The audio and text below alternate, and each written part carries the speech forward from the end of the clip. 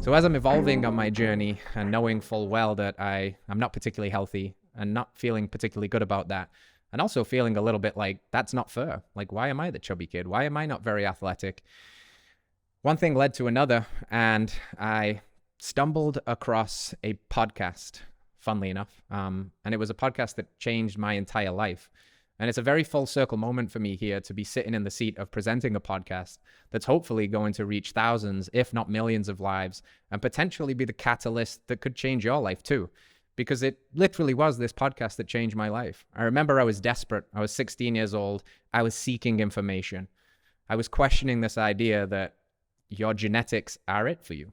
You know, this is the hand you were dealt. Tough luck. We have the fat gene. Our family has a history of cancer and heart disease. You're in trouble.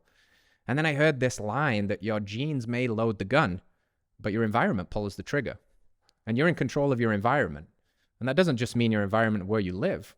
And it means how you're cultivating your environment. How do you feed yourself? How are you thinking? How are you moving? How are you getting outside and playing? How is your level of stress?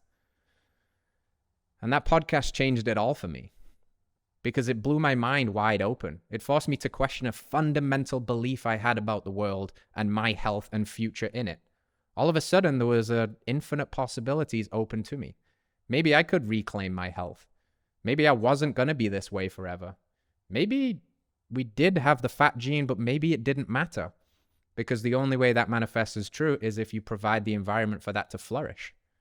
All of a sudden, I turned from a desperate, kind of angry kid with a chip on my shoulder to a hopeful young adult who was looking forward to taking his health in his own hands, becoming responsible for it all, and knowing that there's this whole new world of information that's opening up to me.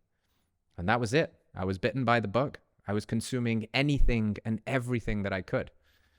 By the age of 17, 18, I was going to university in England, studying sports therapy and learning all about physiology and the kinesiology of the body, the muscles and how the body works. And that was kind of my first entryway. It was a lot about the body and how to move it. And I started to lose some weight and I started to move a little bit better. And one thing led to another, and this snowball effect of now understanding that what you put in your mouth really dictates how you feel. And it really dictates how you look. And removing certain foods from my diet immediately. I remember the number one thing that I did that got me into this way of life was removing gluten-containing grains. And within a matter of days, feeling a massive increase in the level of pain and inflammation in my knees. And my gut issues started to subside and my skin improved. And at that point, I was in for the long haul. I wanted to know anything and everything.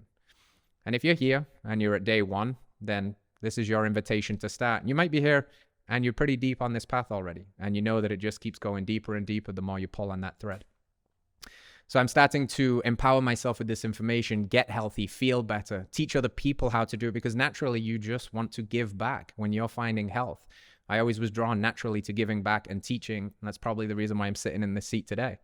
But along the way, I was also questioning who I was as a person, who I was as a man, where I was going to go, what I was going to do with all of this. And I didn't know.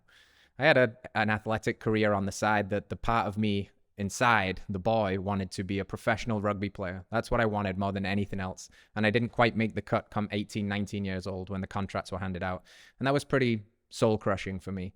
It left me a little bit hopeless and despondent, but also with a lot of athletic energy to channel into something else. And that something else just happened to be martial arts. I'm very competitive by nature. I like to challenge myself. I like to challenge myself against others and push the limits of the body and of the mind, which resulted in, a 3 or 4 year stint into the world of mixed martial arts, where I did learn a lot about myself. You will confront a lot of your own demons when you lock yourself inside a cage with another human being, and it's just you, the referee, and that other person. And I learned a lot. And one of the things that I learned is that fighting wasn't really for me. I'm more of a lover, not a fighter. Although I was good at fighting, I realized I was trying to prove a point to the world. I was trying to make up for this pain that I didn't quite get over of not making it as a professional. I was trying to show the world that I could be something and I should be accepted and I could be proud. But it was never really my path. But the other thing that it taught me a lot of was, again, understanding the mind, understanding the body, understanding diet, cutting weights for competitions, the ramifications of doing that, the bad relationship with food that it forced me to develop because of very restrictive states of eating, and having to come full circle on what all that means for sustainable long-term health. So in my meandering lostness of wondering what I should do and where I should go in this life, I happened to take a little rain check on life and decide I was going to go do a summer camp in America as an English boy to experience what that might be like. And lo and behold, a couple of summers after that, I met my wife there. She was not my wife at the time, of course. In 2013, we met and we went on this beautiful adventure together of traveling for 4 years into far-reaching parts of the world, mostly going to the east, traveling in Thailand and Asia, Vietnam, Cambodia, Laos, Vietnam.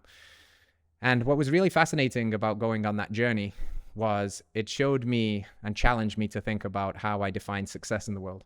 I come from the developed West, where success is material goods and status. Meanwhile, I was in these other far-reaching parts of the world where material success wasn't that common at all, but people seemed abundantly happy and they seemed healthy. And that was kind of a light bulb moment for me, that maybe what we think of as success isn't the be all and end all. And it's okay to have those things, but something else is missing. And it's this sense of community and purpose and connection to the land and eating an ancestrally appropriate diet. Throughout this entire experience of these 4 years of removing myself from life, I was still consuming materials like crazy. It's lots of bus rides, lots of planes, lots of trains and automobiles. Every podcast I could get my hand on, every book, online certifications, you name it, I was digesting it all.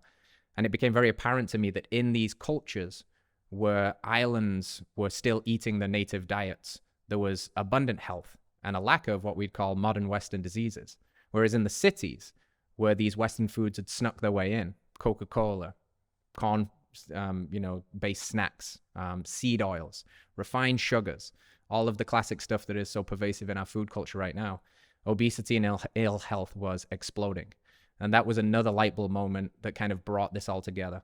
I didn't know where I was going still, but I knew how to get there. And I knew how to get there was something to do with giving this mission of health back. So on one fateful evening in Costa Rica around 2018, I had a divine download that I should be a health coach. I should help people on their path. I should help people learn the things that I've been learning and how to implement that in their life. Health had given me the best gift imaginable. It had given me a fullness and a richness to life that I'd never known before. My relationship was thriving and I loved life. I was happy, genuinely, for a long time of not being that happy. And I wanted to give that back because it's the best gift you can give anybody. I truly knew then that health is wealth. Now I just had to figure out how to give it back. So that's launched my coaching career. It's been growing ever since then. I'm about 5 years into helping people reclaim their health. And this is the next step on that journey. To sit in this seat and to be able to spread this message, to bring experts around this table, to invite you into this process, to find your radical health, and to continue to grow together, evolve together, get healthier together, and kick some butt along the way.